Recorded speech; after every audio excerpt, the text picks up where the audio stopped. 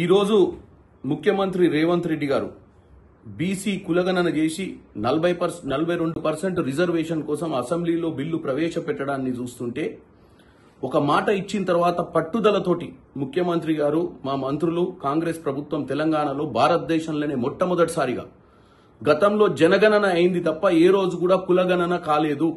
ఈ రోజు కులగణనను ఒక శాస్త్రీయబద్ధంగా చేసి 42% రిజర్వేషన్ ఈ రోజు అసెంబ్లీలో ప్రవేశపెట్టడం జరిగింది.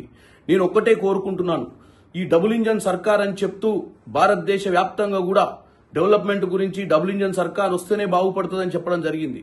కానీ ఈ రోజు మీరు మహారాష్ట్రలో చూసిర్రు, మహారాష్ట్రలో మొన్ననే వచ్చినటువంటి ప్రభుత్వంలో డెవలప్మెంట్ సైడ్ కాదు, ఔరంగజేబ్ టూ ముందిద్దామా, కమ్యూనల్ రైట్స్ చేద్దామన్న ఆలోచనతోటి ముందుకు పోతున్నటువంటి ఈ డబుల్ ఇంజన్ సర్కార్ ఈ రోజు కేవలం రాష్ట్రంలో ఆర్థిక పరిస్థితి బాలేకున్నా 30-40 సార్లు ముఖ్యమంత్రి గారు మంత్రుల్ని కలవనికే పోయినా ఈ రోజు మాకు కావాల్సింది ఆర్థిక వనరులు కావాల్సింది, అంతే తప్ప మా చిత్తశుద్దిలో లోటు లేదని చెప్పడానికే ఈ 42% రిజర్వేషన్ అని తెలంగాణ ప్రజలు గమనించాలి.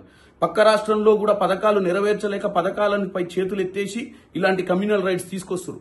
కానీ తెలంగాణలో పట్టుదలతోటి 42% రిజర్వేషన్ సాధించుకునే దిశగా అసెంబ్లీలో ఆమోదం చేసి రేపు పార్లమెంటుకు పోవాల్సిన అవసరం ఉంది. పార్లమెంట్లో పీఎం గారు అపాయింట్మెంట్, ప్రైమ్ మినిస్టర్ గారు అపాయింట్మెంట్ మన 8 మంది బీజేపీ ఎంపీలు ఇవ్వాల్సిన అవసరం ఉంది. ఈ 8 మంది బీజేపీ ఎంపీలు మన 42% రిజర్వేషన్ ఏదైతే ఆమోదం జరిగిందో రేపు పార్లమెంట్ లో కూడా 2/3 మెజార్టీ తీసుకొచ్చి తెలంగాణను ఆదర్శంగా తీసుకుని భారతదేశ వ్యాప్తంగా కూడా బీసీ రిజర్వేషన్లను, SC ST sub plan, ABCD ప్లాన్లను కూడా చేయాలని నేను కోరుకుంటున్నాను.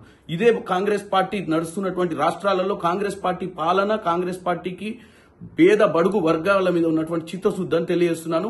మున్ముందు మంచి కార్యక్రమాలు తీసుకోవాలి. బీజేపీ ఎంపీలు కూడా మాతో మద్దతు ఇచ్చి ఈ యొక్క బీసీ కులగణన నెరవేర్చాలని కోరుకుంటున్నాను.